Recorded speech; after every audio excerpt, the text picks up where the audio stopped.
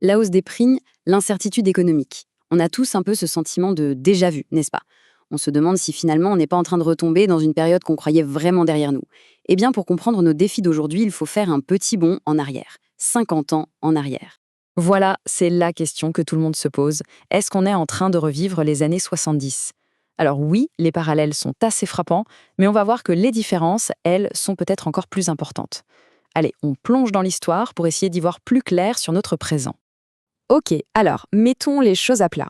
D'un côté, on a les années 70. Là, on parle d'un choc pétrolier qui a mis l'économie mondiale à genoux et d'un mot qui fait encore froid dans le dos des économistes, la fameuse stagflation. Et de l'autre côté, eh bien, c'est nous, les années 2020, une pandémie, une guerre en Europe, tout ça qui nous a rappelé de façon assez brutale à quel point on est dépendant sur le plan énergétique. Les ressemblances sautent aux yeux, c'est vrai, mais comme on dit, l'histoire ne se répète jamais vraiment à l'identique. Alors, pour bien comprendre l'écho d'aujourd'hui, il faut d'abord écouter la voix d'hier. On va donc décortiquer ce qui s'est vraiment passé pendant cette décennie, une décennie qui a complètement, mais alors complètement, changé les règles du jeu économique. Il faut bien comprendre que l'inflation des années 70, elle n'est pas sortie de nulle part. Non, c'est vraiment une accumulation de chocs. Ça commence en 71 avec la fin de la convertibilité du dollar en or. Imaginez, ça a déstabilisé tout le système monétaire mondial. Ensuite, 1973, c'est le grand séisme. La guerre du Kippour, l'embargo pétrolier et là, le prix du baril qui fait x4. Et comme si ça ne suffisait pas, bam, 1979, la révolution iranienne qui nous envoie un deuxième choc pétrolier encore plus violent. Alors là, ce graphique est super intéressant. Regardez bien l'impact, c'est direct. La courbe verte, c'est le prix du pétrole, elle explose. La courbe noire, c'est l'inflation, elle suit juste derrière, quasi immédiatement. Mais le truc vraiment fou, c'est la courbe grise, tout en bas. Ce sont les taux d'intérêt réels. Et là, on voit qu'ils plongent en territoire négatif. Ça veut dire quoi en clair? Ça veut dire que même avec une inflation qui galopait, eh bien, emprunter de l'argent ne coûtait quasiment rien. C'est dire à quel point la politique monétaire était à la ramasse.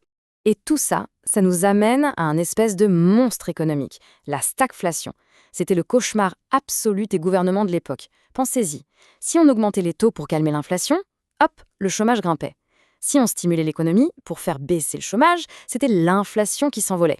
Un vrai cercle vicieux, un casse-tête insoluble. Et là, attention, on a un écho avec aujourd'hui qui est assez troublant. Face aux toutes premières hausses de prix, la réaction à l'époque, ça a été de dire « non, non, c'est juste transitoire, ça va passer ». Ça vous rappelle quelque chose? En fait, ce mauvais diagnostic a laissé le temps à l'inflation de s'installer, de s'incruster dans l'économie, et ça a rendu la solution, plus tard, beaucoup, beaucoup plus douloureuse. Bon, mais alors, comment on sort d'une impasse pareille? La réponse, ça n'a pas été un petit ajustement, non, non. Ça a été un changement total, un changement radical de vision qui a redéfini l'économie mondiale pour les 40 années qui ont suivi. La séquence des événements est brutale. On a une inflation totalement hors de contrôle. Et là, le patron de la Banque centrale américaine, Paul Volcker, décide de sortir l'artillerie lourde. Il déclenche un véritable électrochoc. Il fait grimper les taux d'intérêt à des niveaux jamais vus. Le remède est incroyablement violent, il plonge les États-Unis dans 2 récessions très dures, mais ça marche. L'inflation est cassée. Et de cette crise va naître un tout nouvel ordre économique. Et c'est là qu'arrive le triomphe du néolibéralisme. C'est une philosophie économique portée par des figures comme Ronald Reagan aux États-Unis, Margaret Thatcher au Royaume-Uni. L'idée, en gros, c'est moins d'État, plus de marché. On dérégule, on privatise, on fait une confiance quasi aveugle au marché financier pour tout gérer. Du jour au lendemain, l'État n'est plus la solution, il devient le problème. Ok, après ce grand détour par le passé, revenons à notre époque. Voyons un peu comment tout cet héritage nous aide à comprendre la crise qu'on traverse en ce moment. Parce que oui, il y a des ressemblances, mais les enjeux, eux, sont vraiment d'une autre nature.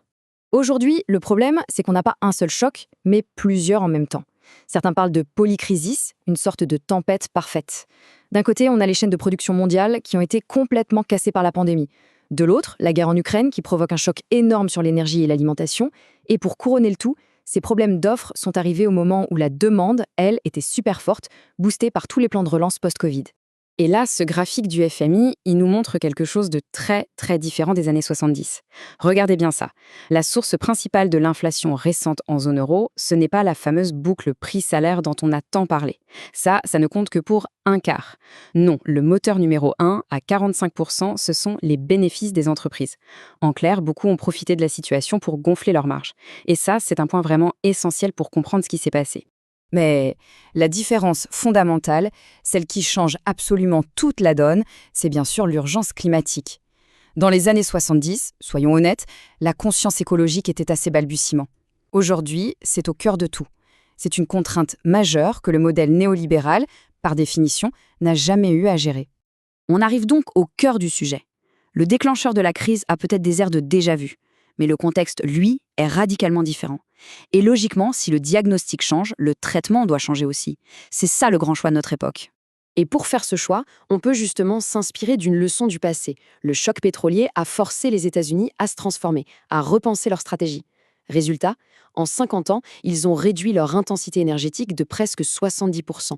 Ça montre bien qu'une crise, aussi dure soit-elle, peut devenir le moteur d'un changement positif et durable. Et en fait, c'est exactement ce que l'Europe essaye de faire aujourd'hui.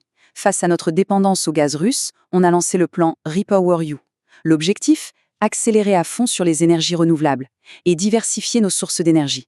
C'est une réponse qui n'est pas subie, elle est stratégique, elle est planifiée face à un choc de dépendance. Ce tableau, finalement, il résume parfaitement la situation.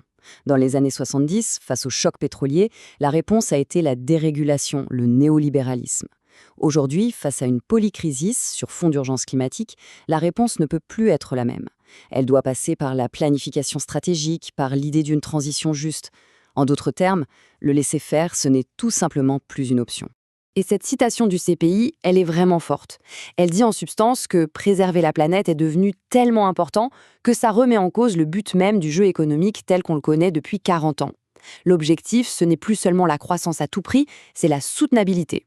Du coup, le risque, il est là. Si on se contente d'appliquer les vieilles recettes, c'est-à-dire juste jouer sur les taux d'intérêt, sans une vraie politique industrielle et budgétaire pour accompagner la transition, eh bien on risque de passer notre temps à osciller entre des pics d'inflation et des récessions violentes. C'est vraiment le piège qu'il faut éviter. Pour finir, souvenons-nous de ça. La grande crise des années 70 a accouché du monde néolibéral dans lequel on a vécu pendant 40 ans.